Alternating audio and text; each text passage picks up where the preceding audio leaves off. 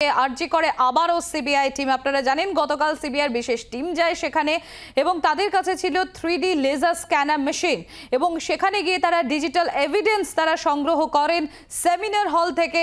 আজ দেখতে পাচ্ছেন আবারও সিবিআইয়ের একটি বিশেষ দল গিয়ে পৌঁছেছে ইতিমধ্যেই আরজি করে। এক্সক্লুসিভ সেই ছবি আপনারা দেখছেন জি24 ঘন্টায়।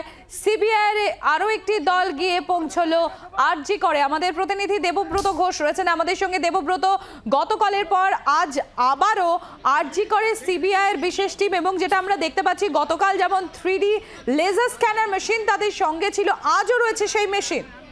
দেখো, একেবারেই গতকালের পর ফের আজও কিছুক্ষণ আগেই আরজি কর মেডিকেল কলেজ হাসপাতালে এসে পৌঁছেছে সিবিআই টিম এবং কিছুক্ষণ আগেই এই টিম আছে এবং তাদের হাতে আজও সেই স্ক্যানার প্রিন্টার মেশিন সেগুলো রয়েছে এবং বিভিন্ন তথ্য এখান থেকে সংগ্রহ করা হবে গতকালের মতো, এমনটাই আমরা জানতে পাচ্ছি।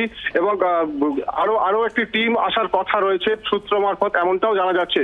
এবং আজকেও এখানে জুনিয়র ডাক্তাররা তারা চালিয়ে যাচ্ছেন অবস্থান কর্মসূচি এবং হাসপাতাল চত্বরে কড়া পুলিশি নিরাপত্তা ব্যবস্থা চোখে পড়ছে। আগামীকাল কলেজ স্কোয়ার থেকে একটি প্রতিবাদ মিছিলের ডাক দেওয়া হয়েছে।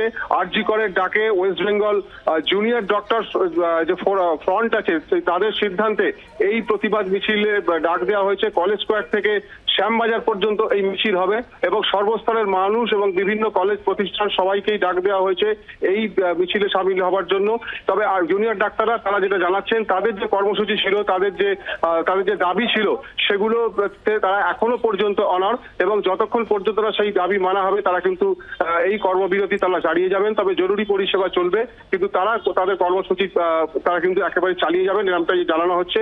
তবে সিবিআই আধিকারিকরা এখান থেকে আজকে হাসপাতাল চত্বরে এসে তারা যে তথ্য সংগ্রহ করবেন, সেগুলো কি তথ্য সংগ্রহ হয় এবং এই তদন্তে বেশ কিছু গুরুত্বপূর্ণ অগ্রগতি হতে পারে এমন সম্ভাবনাই রয়েছে। একেবারেই দেবব্রত, এবং শুধু তাই না, তো যেরকম এর আগেও আমরা উল্লেখ করলাম যে গতকালই আমরা দেখেছিলাম এই যে 3D লেজার স্ক্যানার মেশিন, 3খানা 3D লেজার স্ক্যানার মেশিন নিয়ে তারা সেখানে গিয়েছেন। সেমিনার হলে গিয়ে তারা ডিজিটাল এভিডেন্স সংগ্রহ করেন এবং আজ আবারও আমরা দেখলাম সিবিআই যে টিম গিয়ে পৌঁছেছে ইতিমধ্যেই আরজি করে, তাদের হাতে রয়েছে সেই গতকালের 3D লেজার স্ক্যানার মেশিন, অর্থাৎ আজও তারা নমুনা সংগ্রহ করবেন। তো সেক্ষেত্রে এখানে আরও একটা বিষয় উঠে আসছে, একদিকে যখন সিবিআইয়ের বিশেষ দল গিয়ে আরজি করে সেখান থেকে নমুনা সংগ্রহের কাজে ব্যস্ত, অপরদিকে সিবিআইয়ের অপর দল তারা একের পর এক ব্যক্তিকে জিজ্ঞাসাবাদ করে যাচ্ছেন এই আরজি কাণ্ডে। আমরা দেখেছি আরজি করের প্রাক্তন অধ্যক্ষ সন্দীপ ঘোষ, তাকে আজ দ্বিতীয়বার আবারও তলব করা হয়, বেশ কিছু নথিপত্র নিয়ে তাকে তলব করা হয়েছে এবং আবারও তার জিজ্ঞাসাবাদ সেখানে চলছে। দেবব্রত, এখানেও যেমন আরজি করে হাসপাতালেও যেমন সিবিআই আধিকারিকরা এসছে, তারা এখন এখান থেকে বিভিন্ন তথ্য সংগ্রহ করছেন।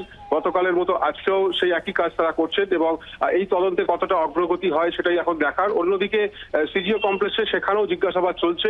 তবে এখানে আন্দোলনকারীরা তারা চাইছেন যে অবিলম্বে যারা এই ঘটনার সাথে যুক্ত তাদের যেন গ্রেপ্তার করা হয় এবং তাদেরকে যেন প্রথমেই শনাক্ত করে এবং তাদেরকে জিজ্ঞাসাবাদ করা হয়, গ্রেপ্তার করা হয়। তারা সুবিচার চাইছেন। তারা যে দাবিগুলো চাইছেন সেগুলো কিন্তু এখনো পর্যন্ত মানা হয়নি এবং যে কারণেই তারা তাদের সিদ্ধান্তে অনড় এবং সিবিআই তদন্তের অগ্রগতি কতটা হয় আজকে সেটাই এখন এখনো পর্যন্ত দেখার।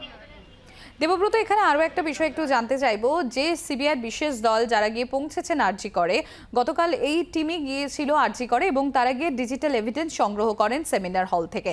আজও তারা সেই এভিডেন্স সংগ্রহ করতে গিয়েছেন, কিন্তু এখানে আরও একটা বিষয় উঠে আসছে, আরজি করে যে সমস্ত জুনিয়র চিকিৎসকরা বা মৃতার যে ব্যাচ, সেই ব্যাচের আর কাউকে কি তারা জিজ্ঞাসাবাদ করতে পারে নাকি জিজ্ঞাসাবাদ সম্পূর্ণ পুরো বিষয়টাই কন্ডাক্ট করা হবে সিজিও কমপ্লেক্সে?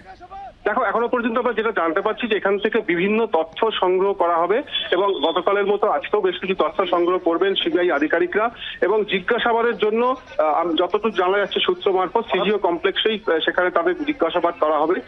যারা সন্দেহভাজন রয়েছেন, যাদেরকে তদন্তের সাহায্যে লাগতে পারে, যাদেরকে সিবিআই আধিকারিকরা মনে করছেন জিজ্ঞাসাবাদ করা প্রয়োজন, তাদেরকে সিজিও কমপ্লেক্সে জিজ্ঞাসাবাদ করা হবে, এমনটাই আমরা কিন্তু সূত্র মারফত জানতে পারছি। দেবব্রত, আপাতত তোমাকে ধন্যবাদ। আমাদের অপর প্রতিনিধি পিয়ালি মিত্র রয়েছেন আমাদের সঙ্গে। পিয়ালি, আমরা যেটা দেখলাম যে ইতিমধ্যেই আরজি করে পৌঁছে গিয়েছে সিবিআইয়ের বিশেষ দল এবং আজও তাদের হাতে রয়েছে 3D লেজার স্ক্যানার মেশিন, যেটা দিয়ে গতকালই তারা সেমিনার হল থেকে ডিজিটাল এভিডেন্স সংগ্রহ করেছিলেন। আজ তারা কি কি সেখানে এই নমুনা সংগ্রহ ছাড়া আর কি কি সেখানে কি কোনো ধরনের জিজ্ঞাসাবাদ হতে পারে পিয়ালি? দেখো, দুটো কাজই প্যারালেলি কিন্তু সিবিআই তদন্তকারী অফিসাররা করছেন। একদিকে জিজ্ঞাসাবাদ, যাদেরকে জিজ্ঞাসাবাদের প্রয়োজন পড়ছে, সেটা অ্যাডমিনিস্ট্রেশনের লোকজন হোক, যারা nursing staff, group D staff, doctor, তাদেরকে তারা সিজিও কমপ্লেক্সে ডেকে জিজ্ঞাসাবাদ করছেন। পাশাপাশি তারা এই যে ঘটনাস্থল, যে 3 তলার যে সেমিনার হল যেখানে এই ঘটনাটা ঘটেছিল, সেখানে গিয়ে সেই ঘটনাস্থল থেকে নমুনা সংগ্রহ করা, সেই ঘটনাস্থলের ডায়াগ্রাম তৈরি করা, কোথা থেকে অভিযুক্ত বা অভিযুক্তরা ঢুকেছিল, কোন দিক থেকে বেরিয়েছিল এবং সেই জায়গাটা কিরকম, তার একেবারে ডিজিটালি তার ছবি তোলা, তার এই যে 3D যে লেজার মেশিন রয়েছে সেইটা দিয়ে সমস্ত নমুনা সংগ্রহ করা, সেগুলো নথিভুক্ত করা, সেই কাজও কিন্তু সিবিআই আধিকারিকরা করছেন।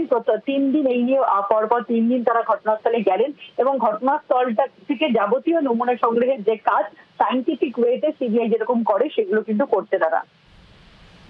পিয়ালি, এখানে আরো একটা বিষয়, তুমি যেরকম বললে যে একসঙ্গে দুটো কাজই চলছে, একদিকে যেমন জিজ্ঞাসাবাদ চলছে, অপরদিকে নমুনা সংগ্রহের কাজ চলছে, এবং আমরা যেটা দেখেছি যে ডিজিটাল এভিডেন্স এখানে অনেক বেশি সহায়ক হতে পারে তদন্তে। এবং গতকাল থেকে যে কজনকে জিজ্ঞাসাবাদ করা হয়েছে এই আরজিকর কাণ্ডে, সেই তদন্তের স্বার্থে জিজ্ঞাসাবাদে কি তাদেরকে জিজ্ঞাসাবাদ করা হচ্ছে, কি কি তথ্য উঠে আসছে সিবিআইয়ের হাতে, সেই বিষয়টি কিন্তু অত্যন্ত গোপনীয়তার সঙ্গে করা হচ্ছে। পিয়ালি, একেবারে দেখো, গতকালকে গভীর রাত পর্যন্ত এই হাসপাতালের যিনি ফর্মার প্রিন্সিপাল সন্দীপ ঘোষ, তাকে তারা জিজ্ঞাসাবাদ করেন।